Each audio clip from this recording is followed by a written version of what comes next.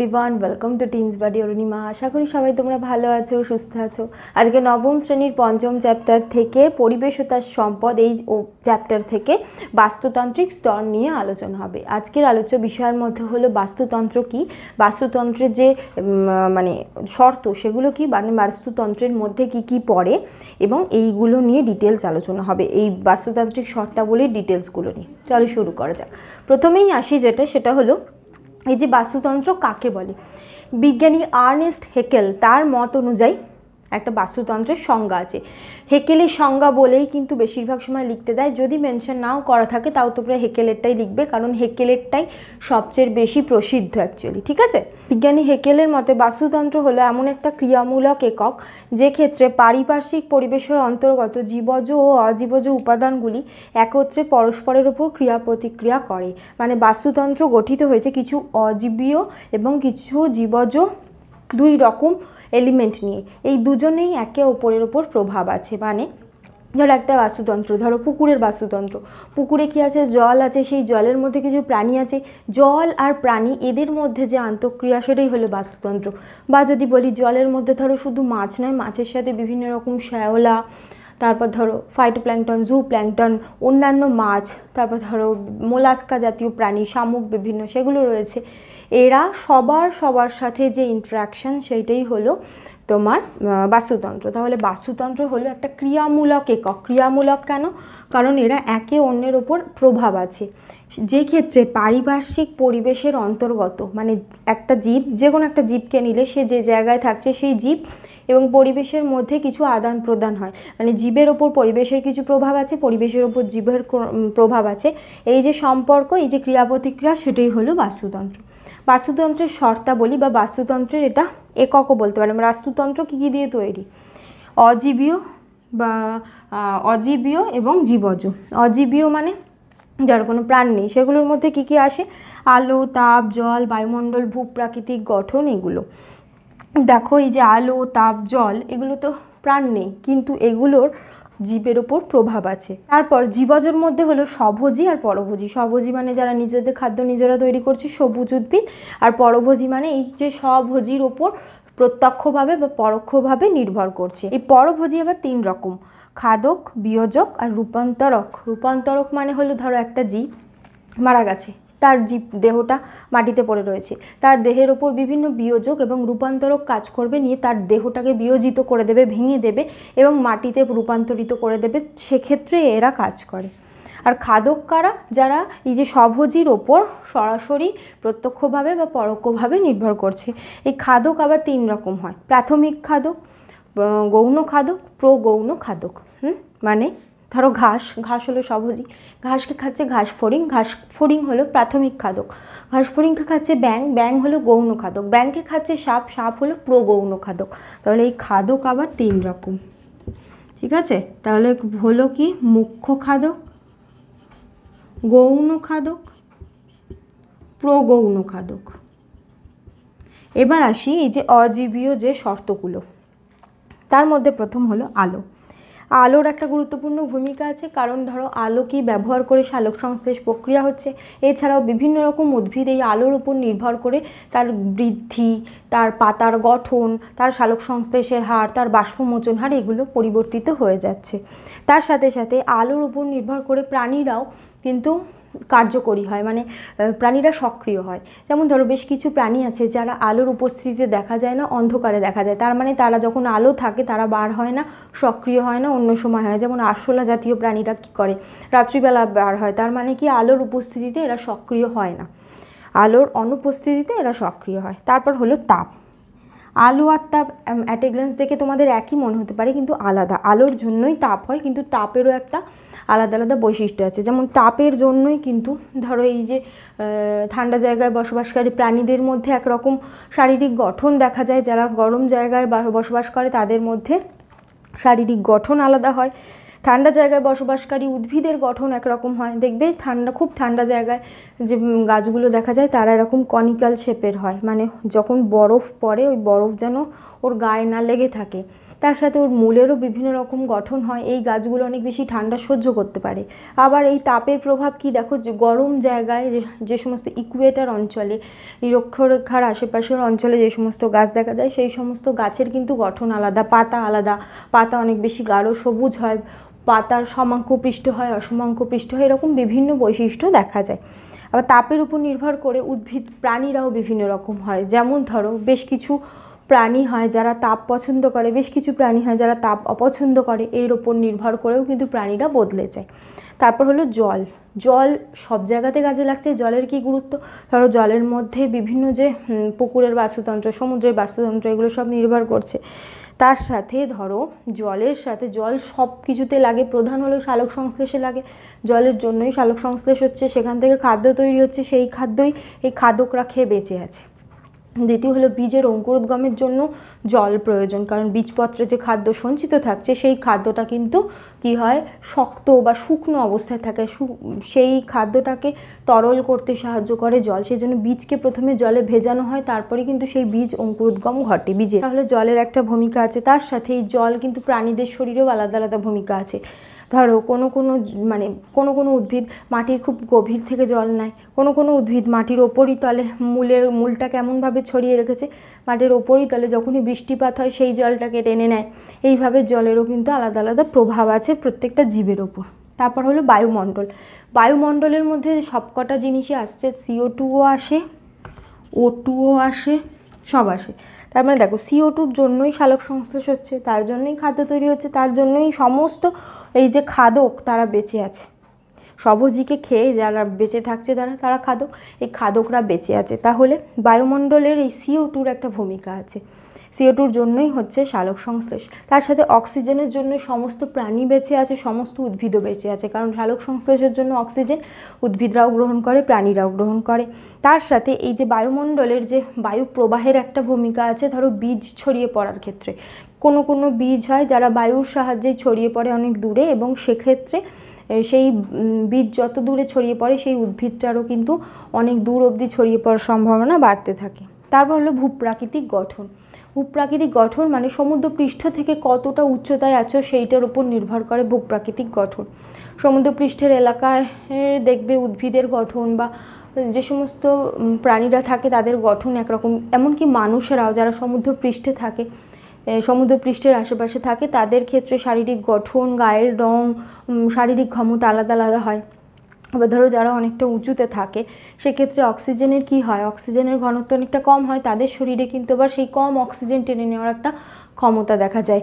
অনেক অধিক উচ্চতায়, মানে ভূপৃষ্ঠ সমুদ্রপৃষ্ঠ থেকে অনেকটা অধিক উচ্চতায় যে সমস্ত উদ্ভিদ, তারাও কিন্তু সমুদ্রপৃষ্ঠে যারা যে সমস্ত উদ্ভিদ রয়েছে তাদের থেকে অনেকটা আলাদা হয়। তাহলে ভূপ্রাকৃতিক গঠনের একটা গুরুত্ব রয়েছে প্রাণীর ওপর, এবং প্রাণীটারও সেই পরিবেশের ওপর প্রভাব রয়েছে। এরপর আসি জীবজ। জীবজ মানে যে সমস্ত জীবের, মানে যে সমস্ত কিছুর প্রাণ আছে, সেইটা হলো বাস্তুতন্ত্রের আর একটা উপাদান। সেক্ষেত্রে স্বভোজী মানে হলো যে সমস্ত জীবরা নিজেদের খাদ্য নিজেরাই তৈরি করতে পারে, সালোক সংশ্লেষের মাধ্যমে সূর্যালোক ব্যবহার করে, সেটা তারাই হলো স্বভোজী। সমস্ত সবুজ উদ্ভিদ যাদের দেহে ক্লোরোফিল আছে তারাই এটা করতে পারে। এমনকি বেশ কিছু তোমার শৈবাল আছে যাদের, বা বেশ কিছু ব্যাকটেরিয়া আছে যাদের দেহে সালোক সংশ্লেষ হয়। স্বভোজীকে খেয়ে যারা বেঁচে থাকে তারাই হলো পরভোজী। ঠিক আছে, পরভোজী 3 প্রকার: খাদক, বিয়োজক, রূপান্তরক। খাদক মানে হলো যারা খাচ্ছে, স্বভোজীকে খেয়ে বেঁচে আছে। যেমন ধরো আমরাও খাদকের মধ্যেই পড়ি। যেমন ধরো আমরা ঘাস পাতা খাচ্ছি, সেটা হলো আমরা মুখ্য খাদকের মধ্যে খাচ্ছি। যখন সরাসরি ঘাস পাতা খাচ্ছি, মানে আমরা কোনো রকম শাক খাচ্ছি, শাককে খাচ্ছে মানুষ, এক্ষেত্রে মানুষ হলো কি মুখ্য খাদক। এরপর ধরো শাক খাচ্ছে ধরো ছাগলকে খাচ্ছি আমরা, তখন মানুষ কি হলো গৌণ খাদক। বুঝতে পারলে? তারপরে ধরো শাক খাচ্ছে বিভিন্ন পোকামাকড়, সেই পোকামাকড়কে খাচ্ছে মুরগিকে খাচ্ছি আমরা, তখন আমরা কি হলাম প্রগৌণ খাদক। বুঝতে পেরেছো? তার মানে আলটিমেটলি আমরা খাদক, কিন্তু কোন খাদ্য শৃঙ্খলের মধ্যে দিয়ে খাচ্ছি সেটা, মানে সরাসরি শাক খেলে আমরা মুখ্য খাদক, শাককে ছাগল খাচ্ছে, ছাগলকে আমরা খাচ্ছি, এক্ষেত্রে আমরা কি গৌণ খাদক। এ হলো মুখ্য খাদক, এ হলো গৌণ খাদক। শাককে পোকা খাচ্ছে, পোকাকে মুরগি খাচ্ছে, মুরগিকে আমরা খাচ্ছি, মানে শাককে যে খাচ্ছে সে হলো মুখ্য খাদক, এটা হলো গৌণ খাদক, আমরা হলাম প্রগৌণ খাদক এক্ষেত্রে। তার মানে স্বভোজীকে যারা সরাসরি খাচ্ছে তারা হলো মুখ্য খাদক বা প্রাথমিক খাদক। প্রাথমিক খাদককে যারা খাদ্য হিসাবে গ্রহণ করছে তারা হলো গৌণ খাদক, আর গৌণ খাদককে যারা খাচ্ছে তারা হলো প্রগৌণ খাদক। এটা নির্দিষ্ট কিছু নেই, যে খাদ্য শৃঙ্খল নেবে সেটার উপর নির্ভর করেই হয়ে যায়। যেমন ধরো ঘাসকে খাচ্ছে ঘাস ফড়িং, ঘাস ফড়িংকে খাচ্ছে ব্যাঙ, তাহলে এটা হলো প্রাথমিক খাদক, এটা হলো গৌণ খাদক। ব্যাঙকে খাচ্ছে ধরো সাপ, সাপ এখানে প্রগৌণ খাদক। ঠিক আছে, তাহলে এইভাবে নির্ভর করছে। এবার তোমরা বলতে পারো যে যারা মুখ্য খাদককে খাচ্ছে, যারা প্রগৌণ খাদক মুখ্য খাদককে খাচ্ছে, তারা কোথা থেকে শক্তি পাচ্ছে? ঘাস যে সালোক সংশ্লেষ করলো, ধরো 100% শক্তিও নিল, 100% শক্তির 10% শক্তি পরের প্রজন্মে যায়, মানে এখানে 10 এলো, 10-এর থেকে এখানে 1, মানে 10-এর 100% হলো 1 এলো, 1-এর এ হলো 0.01% এখানে এলো।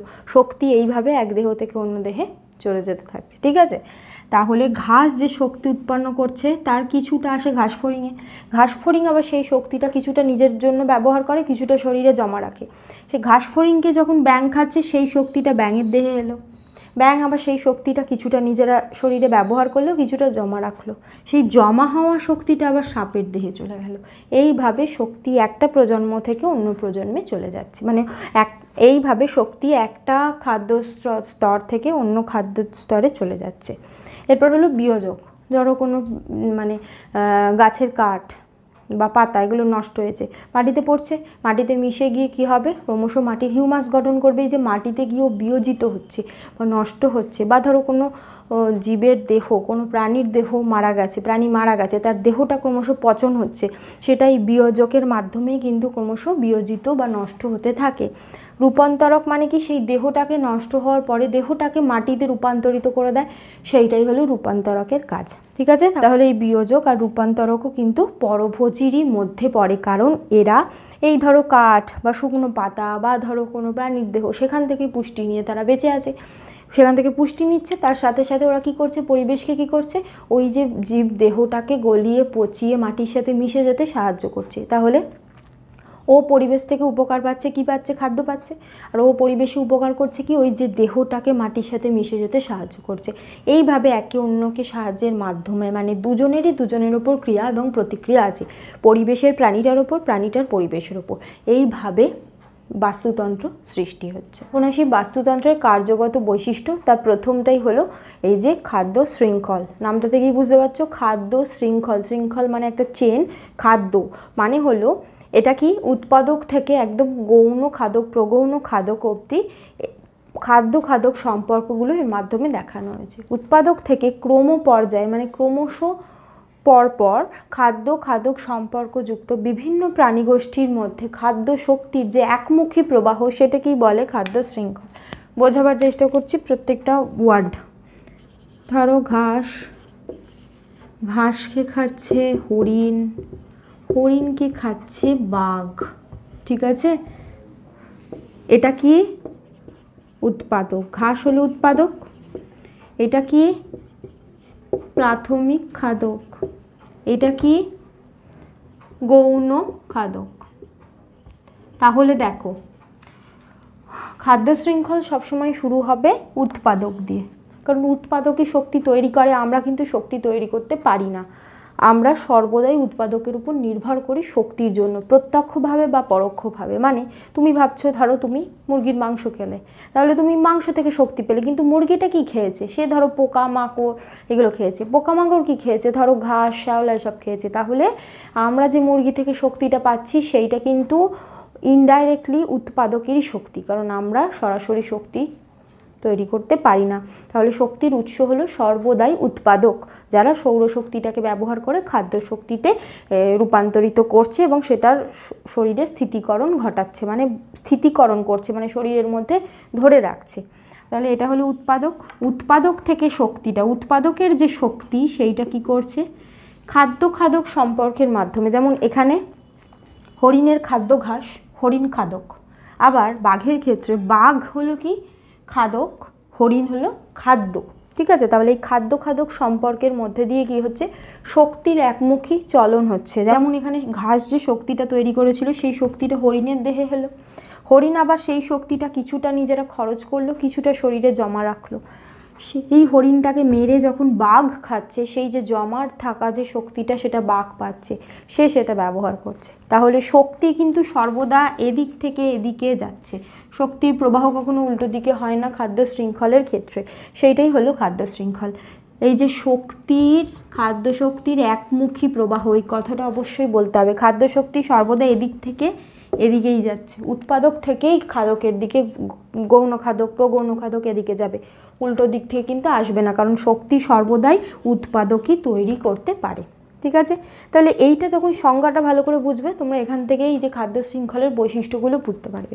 তাহলে দেখো, প্রথম বৈশিষ্ট্য হলো খাদ্য শৃঙ্খল যখনই তৈরি হচ্ছে, মানে খাদ্য শৃঙ্খলের একদম প্রাথমিক স্তরে অবশ্যই করে কে থাকবে, উৎপাদক থাকবে, উৎপাদকই শক্তি তৈরি করছে।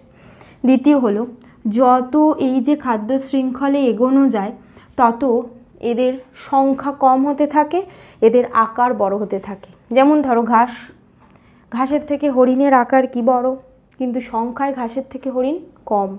আবার দেখো, হরিণের থেকে বাঘ আকারে বড়, কিন্তু সংখ্যায় এরা হরিণের থেকে কি কম।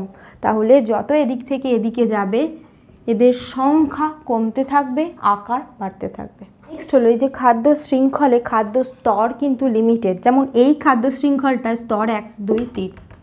আবার ধরো আর একটা খাদ্য শৃঙ্খল নিলাম, সেটাতে 4টে বা 5টা স্তর হতে পারে।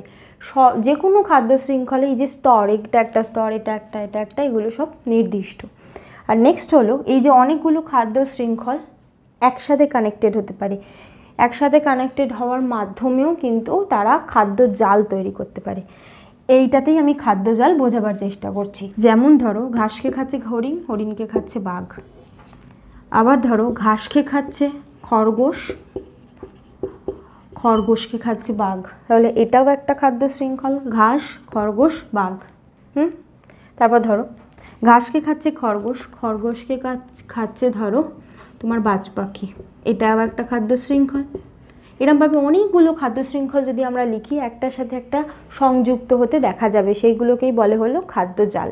ঠিক আছে, তাহলে কি কি বৈশিষ্ট্য? প্রথমটাই হলো সবুজ উদ্ভিদই সর্বদা উৎপাদক। দ্বিতীয় হলো, খাদ্য শৃঙ্খল শুরুতেই, মানে খাদ্য শৃঙ্খলের একদম প্রাথমিক স্তরে কি থাকবে, উৎপাদক থাকবে। নেক্সট হলো, খাদ্য শৃঙ্খলে শক্তি সর্বদা একমুখে পরিচালিত হবে, এদিক থেকে এদিকে যাবে। চতুর্থ হলো, যত খাদ্য স্তর এগোতে থাকবে খাদ্য শৃঙ্খলে, তত এই যে প্রাণীগুলির সংখ্যা কমতে থাকবে, আকার বাড়তে থাকবে। নেক্সট হলো, এই যে খাদ্য শৃঙ্খলের ক্ষেত্রে এই খাদ্য স্তরগুলো লিমিটেড, মানে এই একটা খাদ্য, এই একটা খাদ্য স্তর, এই একটা খাদ্য স্তর, বা এইটার ক্ষেত্রে এটা, এটা, এটা, 3টে খাদ্য স্তর, এইরকম। আর নেক্সট হলো, অনেকগুলো খাদ্য শৃঙ্খল যুক্ত হয়ে গিয়ে খাদ্য জালক তৈরি করছে। তাহলে আজ এই পর্যন্তই। পরের পর্বে আবার খাদ্য শৃঙ্খল, খাদ্য তোমার জালক এবং শক্তির যে প্রবাহ, এগুলো নিয়ে আলোচনা হবে। আশা করি তোমরা বুঝতে পেরেছো। আজ এই পর্যন্তই, আবার পরের পর্বে দেখা হবে। তোমাদের যদি কোনো প্রশ্ন থাকে প্লিজ কমেন্ট করো, তোমরা এই ভিডিওটাকে লাইক করো, বন্ধুদের মধ্যে শেয়ার করে দিও, সাবস্ক্রাইব করো। দেখো, সাবস্ক্রাইবের পাশে একটা বেল বাটন আছে, ওটাও ক্লিক করে দিও, তাতে আমি যখনই কোনো নতুন ভিডিও দেবো তার ইনস্ট্যান্ট নোটিফিকেশন তোমরা পেয়ে যাবে। Thank you.